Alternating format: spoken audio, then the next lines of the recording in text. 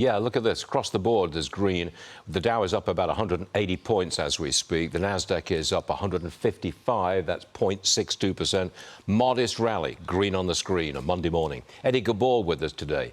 Look, it is a modest rally for the market today. Is the key test, though, the earnings reports this week? It is, Stuart. And when the VIX now in the 20s and we're seeing volatility really pick up, earnings as well as China news are going to be the most important factors to get us to new highs at the end of this month. The good news is we've had 12% of the S&P report already. 84% of them have beat to the upside. So we're off to a good start. And then we know the Mag 7 earnings are going to be the most important because of the weighting in the S&P. We're going to need to see them deliver to the upside there to keep this momentum going in this bull market. I always like to keep up with your train of thought and what's coming down the pike. We've probably gone through the minor disruption that you were talking about. Are we now set for a solid year-end rally from here on out?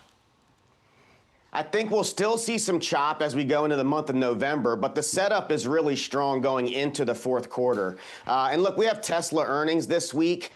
With the AI-driven rally we've seen, I think that's going to be the most important earnings call this week to get this rally really going. And to your point, I think investors need to not worry about any short-term volatility and focus on where we'll be year-end as well as going into next year. We continue to say we see 15 to 20% more upside in the S&P as we look out to 2026.